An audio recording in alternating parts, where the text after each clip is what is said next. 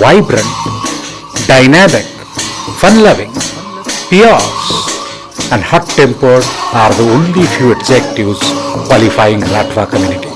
The largest group of Bhil residing in Chota Udaipur Taluka of Vadodara district in Gujrat in India.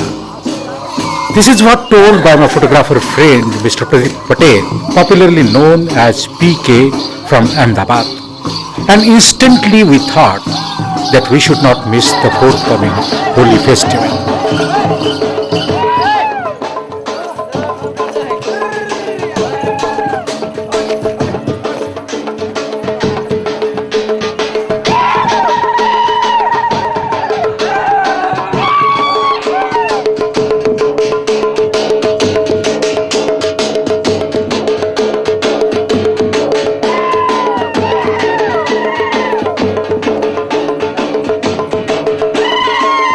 Meantime, I referred various information about art and culture of Rathwas, about their songs, their dances, their food and their locally brewed wine, merrymaking, etc., etc.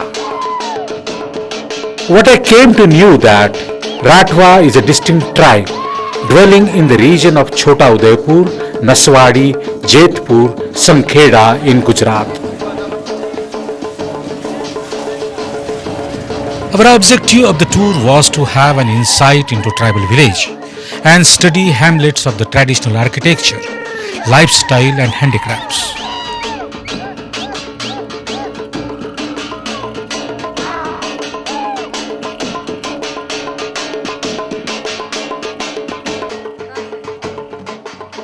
As well as to see Rathwas sporting colorful attires, chunky jewellery, Pithora painting, pottery, terracotta figures, and most of all, the Chum Chum, their most famous dance form.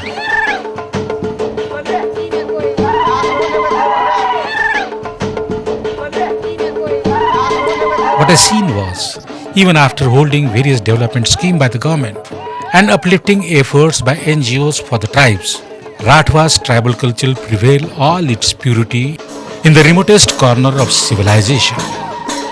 They are the largest tribal unit in the state of Gujrat. From the history of hunter-gatherers, they are now have graduated to farming and other rural occupation, exploring their pastoral destiny. In spite of changing living pattern, they religiously revere their traditional systems in celebration of rituals and have deep pride in their rich culture.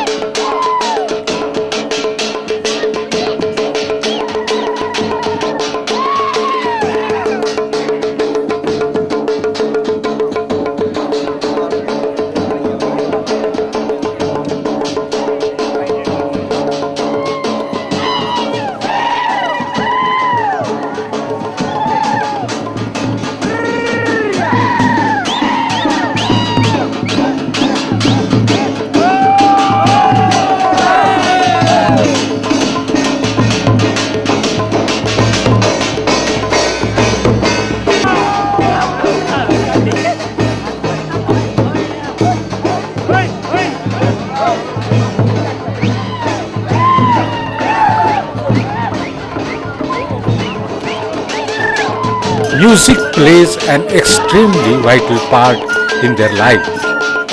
No Rathwa would feel complete without his lovingly embellished flute as a remembrance of his forested homeland. The Rathwas also practice a mural painting form based on traditional beliefs on the walls of their home, dedicated to Pithora, the Rathwas god of universal well-being.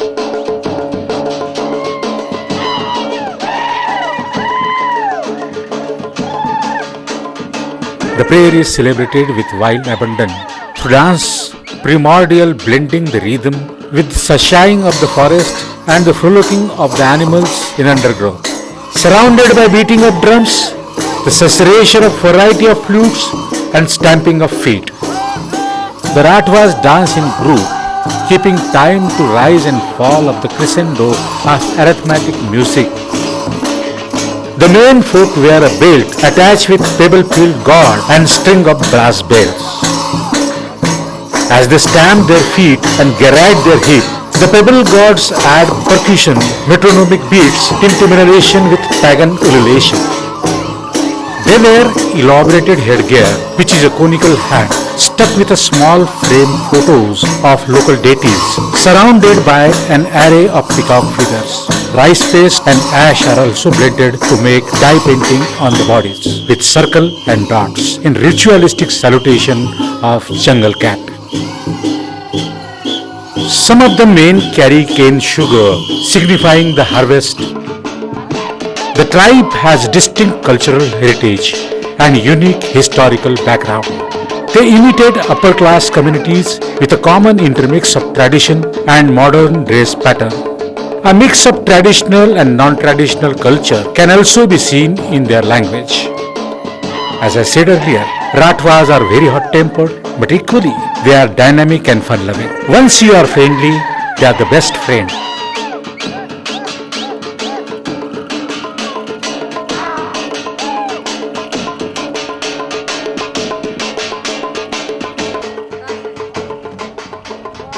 Rathwas are mostly depend on the forest for cultivating agricultural land, wild animals for prey, wood for fuel and house building. For earning additional income, they are also engaged in collection and gathering of forest product. Education is playing important role in changing pattern of their lifestyle. Prominent politicians from the community faced various development and uplifting schemes to the doorstep, and it resulted in social alertness and tying communal knots. They follow arranged marriages, and even clan exogamy is observed. Tattooing is very common amongst villagers. Holi and Kavant are the two prominent festivals celebrated by them. The day of local festival, Mela, is being scheduled by village panchayat so as to gather people from nearby villages and do not cross other nearby events. Kavant Mela is a finale of all local festivals.